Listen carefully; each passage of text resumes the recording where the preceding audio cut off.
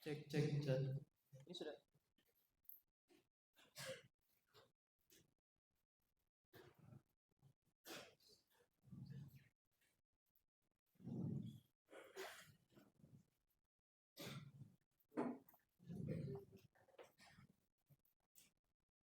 Assalamualaikum warahmatullahi wabarakatuh. Daun salam buah kedondong. Daun salam yang semangat dong. Assalamualaikum warahmatullahi wabarakatuh. Innal hamdalillah nahmaduhu wa nasta'inuhu wa nastaghfiruh wa na'udzu billahi min shururi anfusina wa min sayyiati a'malina. Man yahdihillahu fala mudilla lahu wa man yudlil fala hadiya lahu. Asyhadu an la ilaha illallah wa asyhadu anna Muhammadan abduhu wa rasuluh. La nabiyya ba'dahu amma ba'd. Puji syukur kepada Allah yang telah memberikan kita nikmat sehat, nikmat iman, nikmat hidayah, serta nikmat iman.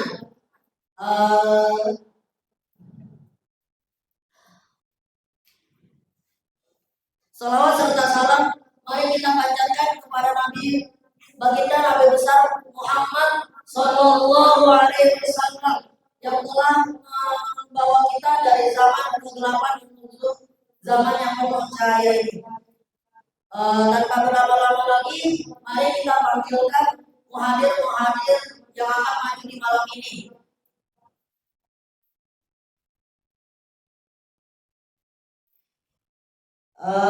Yang pertama Muhammad Raditya Deaudra dari kamar ABM 210 AE. Silakan kalian tafadhol masyhur tafadhol.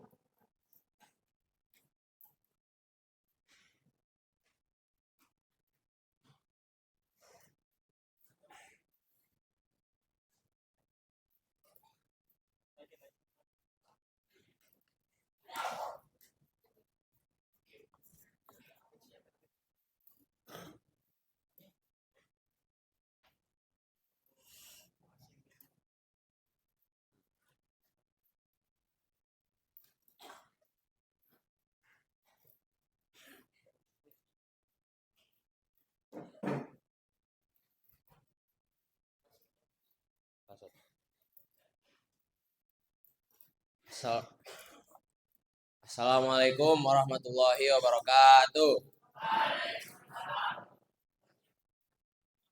Innal hamdalillah nahmaduhu wa nasta'inuhu wa nastaghfiruh wa na'udzu billahi min shururi anfusina wa min sayyiati a'malina may yahdihillahu fala mudilla lahu wa may yudlil fala hadiya lahu. Amma ba'd.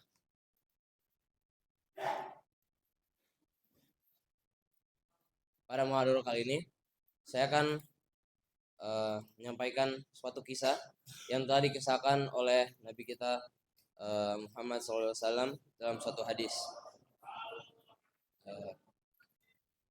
Dahulu ada seseorang yang pernah membunuh 99 jiwa. Orang ini pun bertanya atas keberadaan orang yang paling alim di muka bumi.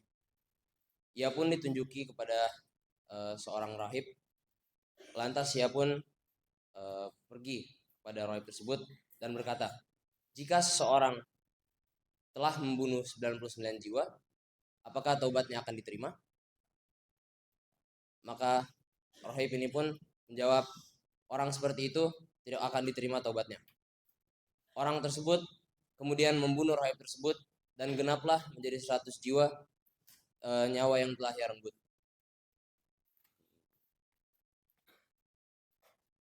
Kemudian kembali lagi ia bertanya atas keberadaan orang yang paling alim di muka bumi. Kemudian dia ditunjuki kepada seorang alim. Maka ia pun pergi kepada alim tersebut dan bertanya, jika seseorang membunuh 100 jiwa, apakah taubatnya akan diterima? Maka alim tersebut menjawab, ya, masih diterima. Pergilah engkau ke tempat yang jauh di sana. Karena di sana terdapat sekelompok manusia yang menyembah Allah Ta'ala. Maka sembahlah Allah bersama mereka. Kemudian orang ini pun pergi.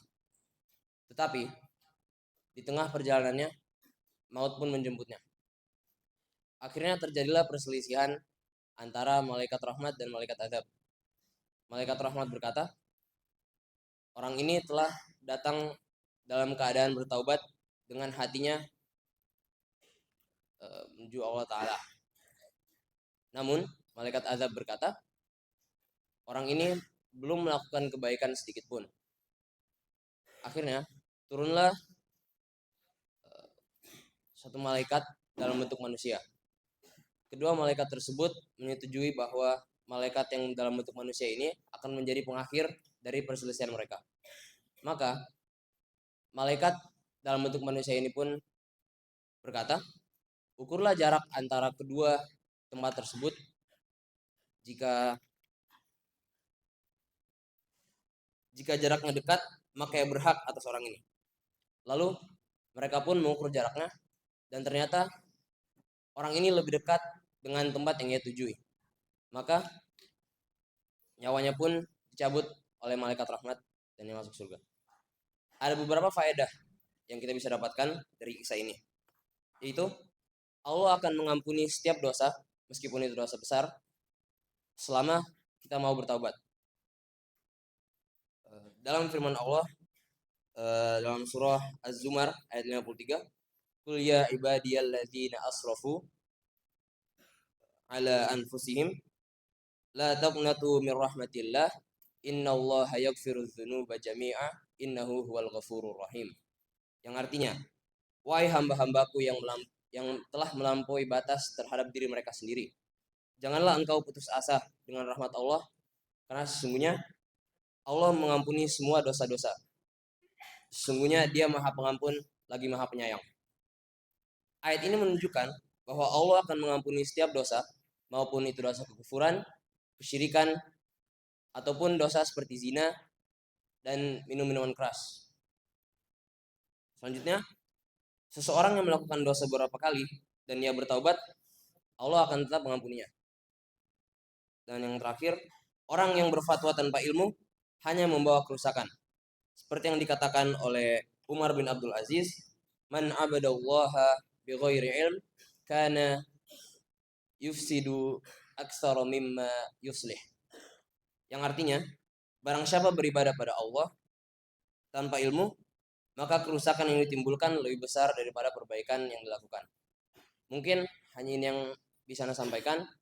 Maaf jika ada salah ucapan. Syukran ala istima'ikum, barakallahu fikum.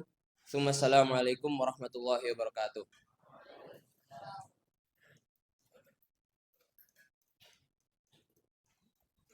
Syukran kepada muhadirin kita, Bang Raditya dari kamar ABM 5. Lanjut kepada muhadirin kedua dari kamar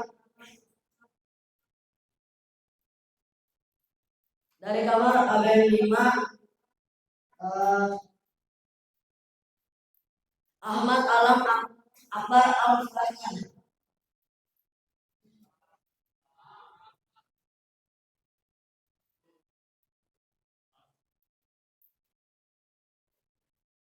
Baik, kita lanjut kepada muhadirin kita yang ketiga dari kamar Khalid bin Walid 1, Sultan Khalis Adam Juwani.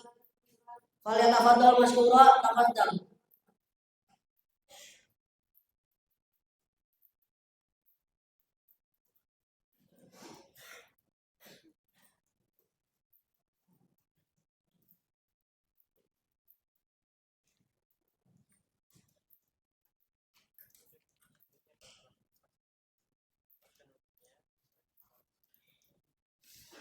Maaf, izin sebentar mempersiapkan hati dulu karena saya takut melihat ketampanan kalian semua.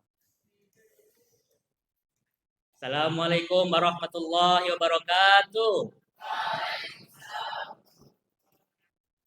Innal hamdalillah nahmaduhu wa nasta'inuhu wa nastaghfiruh wa na'udzu billahi min shururi anfusina wa min sayyiati a'malina man yahdihillahu fala mudilla lahu wa man yudlilhu fala hadiyalah.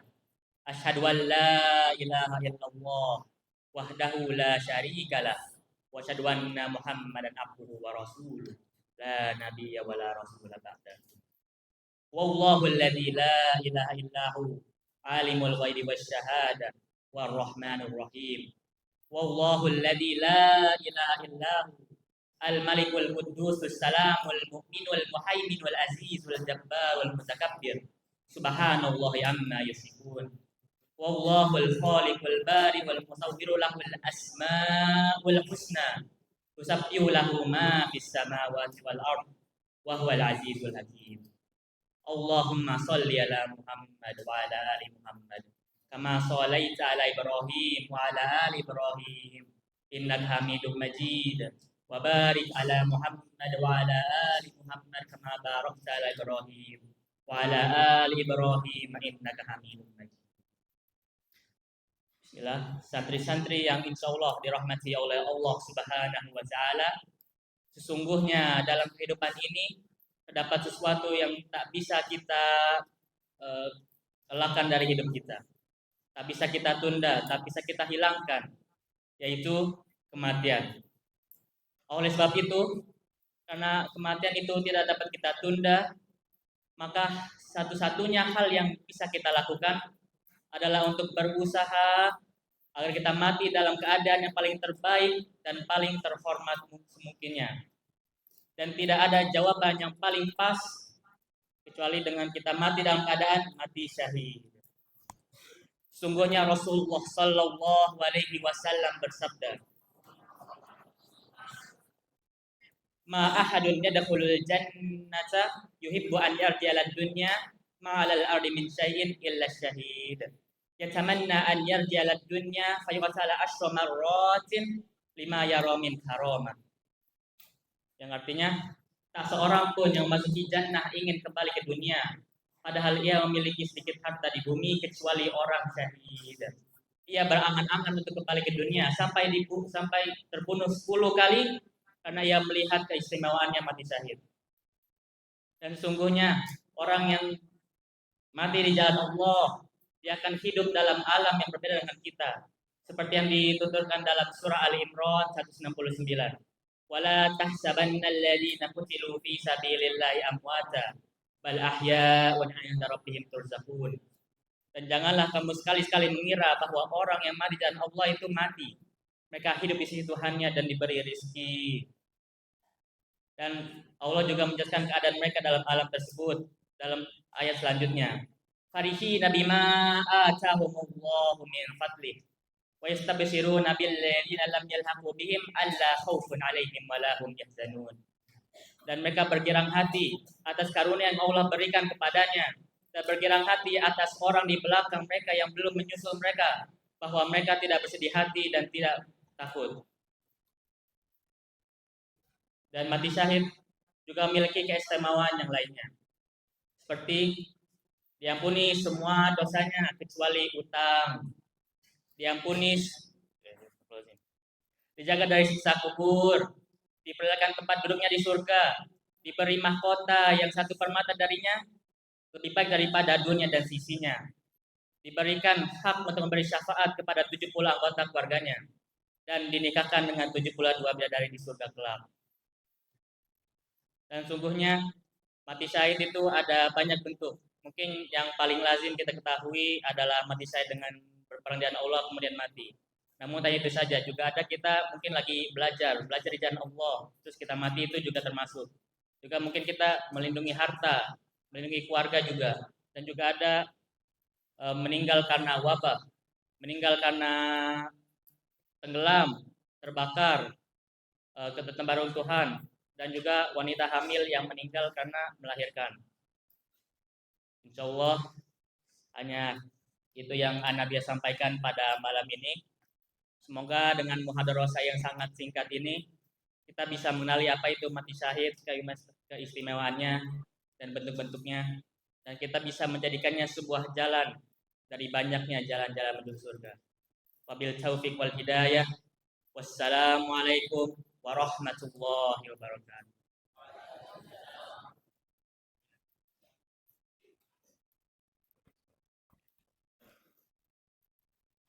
Syukran, tabarakallahu fikum kepada muhadir kita Sultan Khalis Adam Juani. Lanjut kepada muhadir ketiga, Fadlan Ahsan Sulistiono dari kamar Khalid bin Walid II. Falyatafaddal masykurah tafaddal.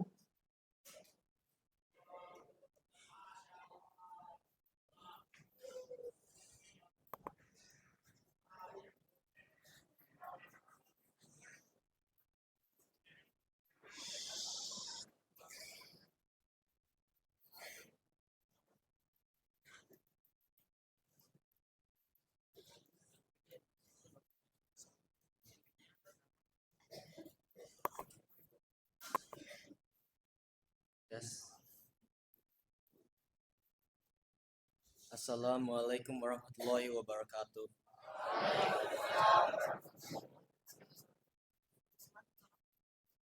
Assalamualaikum warahmatullahi wabarakatuh.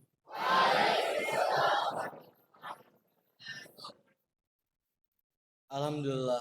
Assalatu wassalamu ala asrafil anbiya wal muslimin wa ala alihi wa sahbihi ajmain. Today, as we gather for our usual muhadara, I kindly ask for your permission to stand here before you to give a speech that might bring hope to your journey, to your future.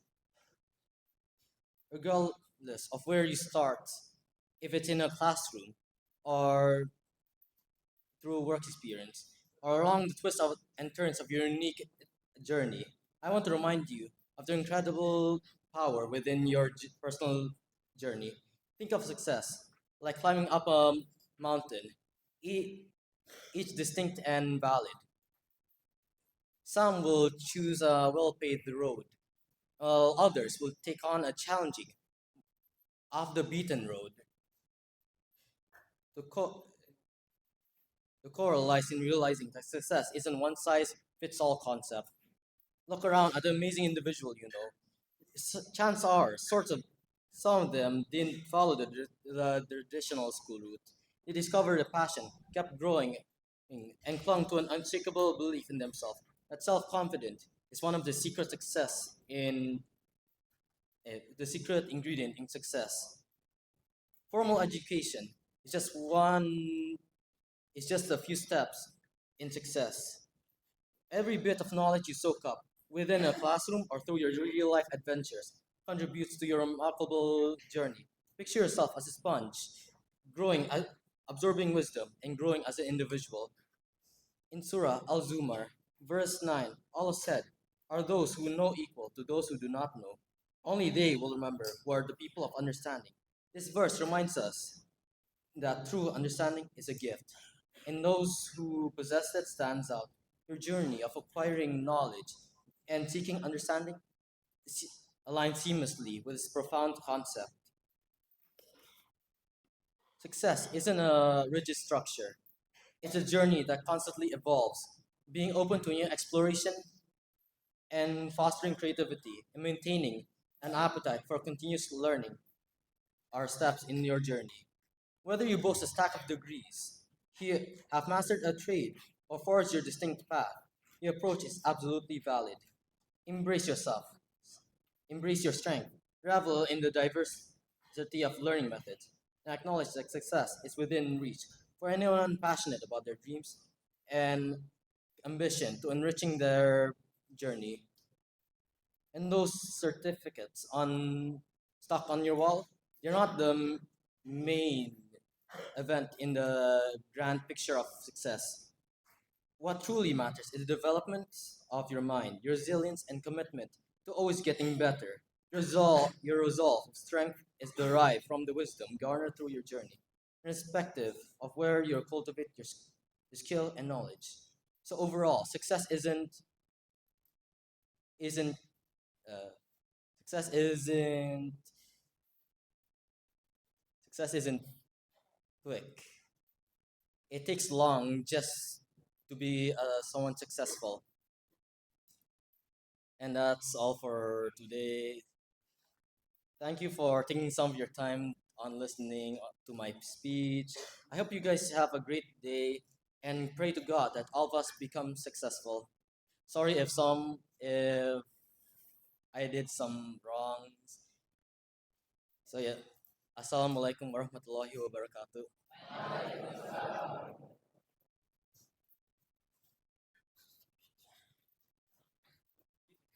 Syukron kepada muhadir kita Sultan Khalis Adam Fadlan Aksan Sulistiono dari Kamar Khalid bin Walid II. Lanjut kepada muhadir keempat kita Ferdano Akmal dari Kamar Khalid bin Walid III. Falyatafaddal masykuran, tafadhal.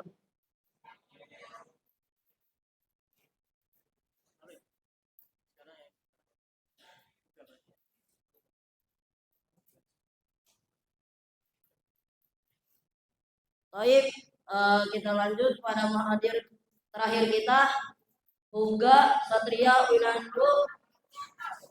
Falyatafaddal masykuran, tafadhal.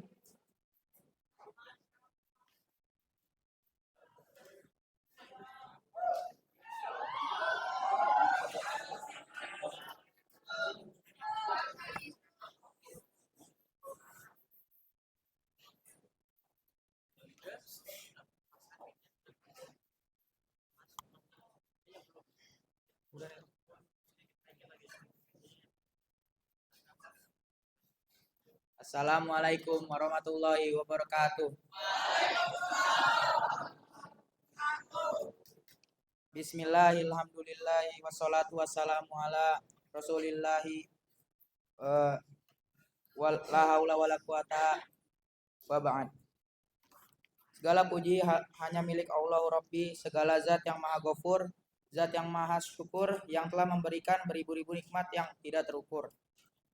Sholawat serta salam semoga tercurah limpahkan kepada Nabi akhirul zaman, yaitu Nabi Muhammad Shallallahu Alaihi Wasallam.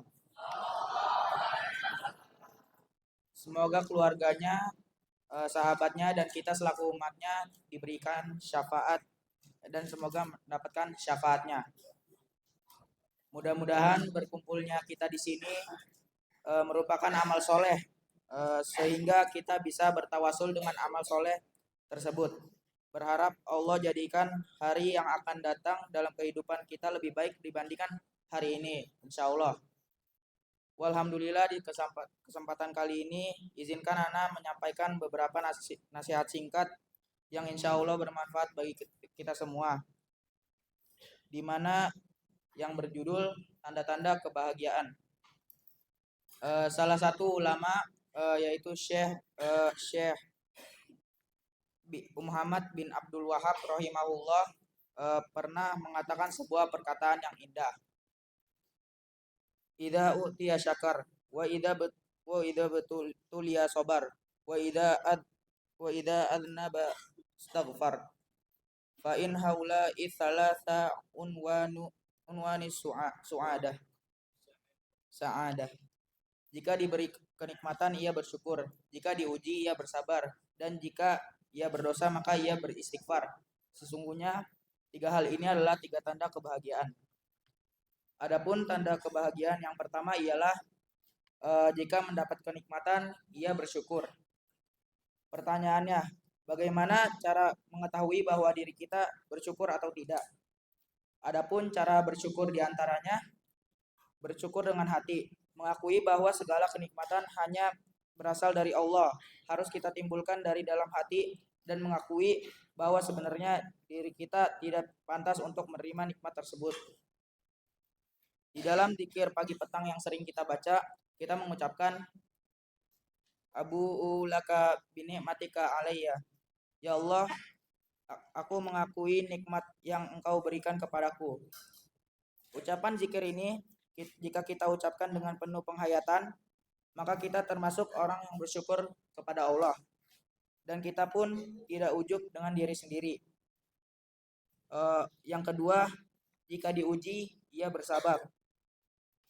Jika diuji, ia bersabar atau menahan. Apa yang harus ditahan? Menahan dari segala hal yang menunjukkan protes kepada Allah. Menahan di sini ada beberapa cara diantaranya, yaitu menahan hati. Kita harus menahan hati kita untuk bersabar dan dengan cara meyakini bahwasannya ada hikmah di balik ujian Allah yang Allah berikan.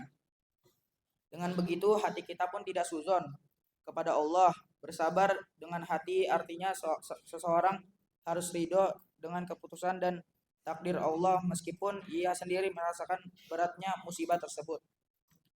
Yang ketiga, jika berdosa ia beristighfar. Di antara tanda kebahagiaan adalah apabila seseorang berdosa, maka ia pun segera beristighfar kepada Allah dan memohon ampun kepada Allah serta tidak mengulangi perbuatan dosa tersebut. Syukran, barakallahu fikum. Wassalamualaikum warahmatullahi wabarakatuh.